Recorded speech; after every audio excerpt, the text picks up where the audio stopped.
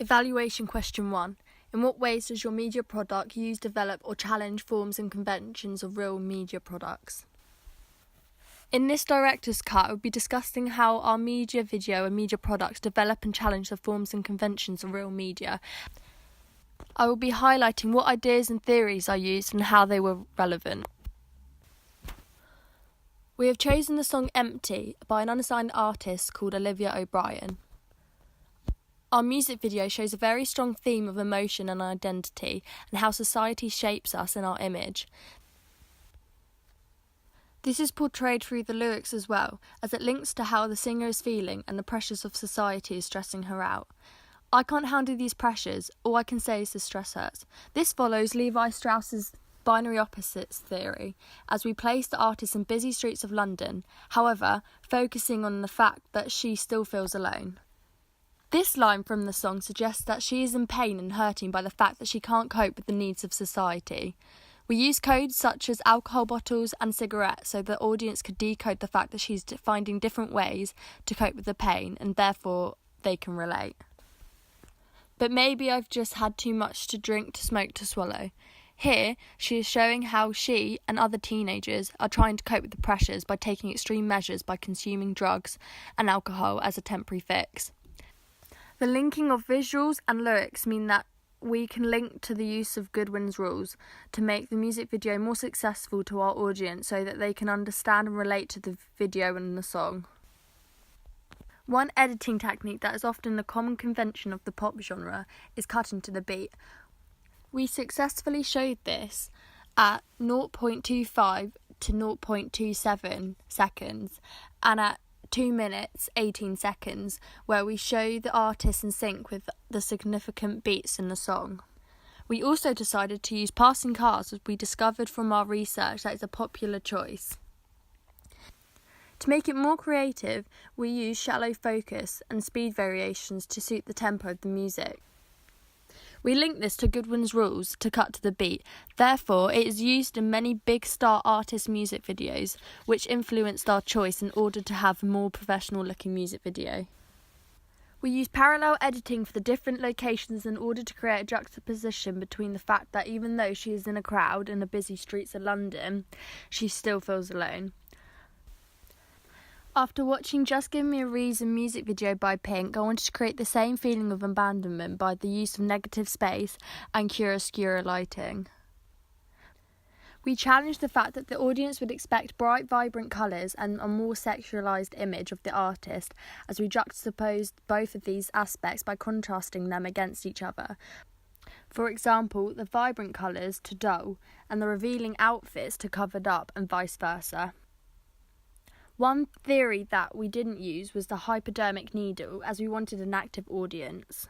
However, we used Blumler and Katz uses and gratifications as the audience is active and individuals choose text for specific reasons. It presents the use of the media text in terms of the gratification of social or psychological needs. We did some research on a variety of pop genre music videos to see how females were presented. We wanted our artist to look dressed up so that media attention was drawn to her. The outfits consisted of extreme ripped jeans showing a lot of flesh with a revealing top and high heels. However, we didn't always present her as sexualised, as in some of the music video we went against audience expectations as we dressed her up in non-revealing black top with sleeveless fluffy black jacket in order to highlight the juxtaposition between the rebellious and timid characteristics of the artist. Our audience members may link this concept to Laura Mulvey's the male gaze theory, where in this case men are active and women are passive. Men do the looking, women are there to be looked at. This is due to revealing clothing creating a sexualised image of the artist, which wasn't our aim to perceive her like this. We can also link this to Gauntlet and femininity, as he talks about the concept of being a strong, independent woman, but still having that idea that women can be tough and independent, but still maintaining that perfect image. One example of real media text that we can relate this to is Beyoncé, as she is a prime example. She is a strong, independent, successful woman, however, still decides to present herself as sexualised. We challenge Berger's ways of seeing theory, as our artist is presented in a sexualised image. However, we highlighted the fact that she is still concentrating on herself and ignoring the fact that she is getting male attention, as it isn't her main priority. We decided that due to our genre, it was prominent that she had a full face of makeup and modern fashion sense, so that our female audience can relate and decode the fact that she might wear makeup to hide and conceal her flaws, and dressed up in a sexualised manner in order to impress. This challenges the common conventions of a music video, as other female artists would dress like this in order to gain attention of a male. The fact that the artist has makeup on fulfills audience expectations, as females are usually presented as glamorous and not taking drugs or consuming alcohol, as it's seen as more of a male leisure activity. We were successful in creating an expected image of the artist, fulfilling codes and conventions. We have challenged codes and conventions due to the lack of props we have used in the video. Many artists include dramatic props due to their budget, such as real media products like Lady Gaga. However, we were successful in highlighting semiotics and symbolic codes through mise-en-scene, editing and characterization. From our research, we discovered that other real media products, such as Shakira Waka Waka, that the use of colour can attract an audience and make the video more appealing. Vibrant locations are also a common convention used in the pop music videos. Our choice to film in Camden up against the vibrant graffiti walls has helped us to fulfil this convention.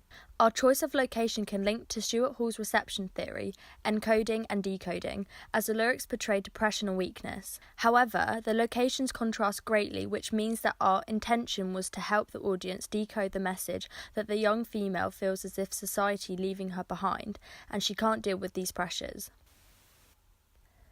As well as our music video, we created a CD digipack to promote our brand image and video. For this, I designed the front, back and inside left of the digipack, and I did a photo shoot of Cherry. For the front cover, I decided to situate Cherry in the middle with a VHS tape over her face in order to conceal her identity. I decided to use this as a juxtaposition to the sexualised images that audiences are expected to see of female artists, in order to promote a specific image and make ours unique. I decided to photograph her up against a plain white wall in a studio so that the negative space would engulf her, linking to the title of our song, Empty. For the back cover, I decided to get up close and personal by taking a close-up and focusing on her eyes. We also added featured tracks on the back. Cherry created the inside right of the digipack, which consisted of a bright pink wall with Polaroids on it, which was photographed by myself, and I edited it and added the circles where the CD would sit. For our magazine front cover, I decided to stick with the same photograph that we used for our CD cover. However, I edited the photograph of her on Photoshop.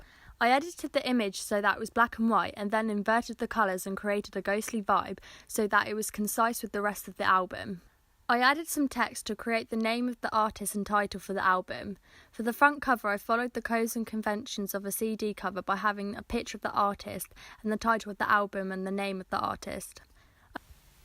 I used the same image of her concealing herself with a VHS tape, as it provides the compelling visual juxtaposition between everyday humans and the images seen in advertisement, taking a hard look at our identity as it defaces and destroys her own image.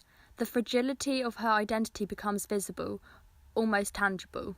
The laws of appearance drive us, in fact, to shape us and our own image to the point to transformation. Beauty is no longer natural, but rather socially conditioned.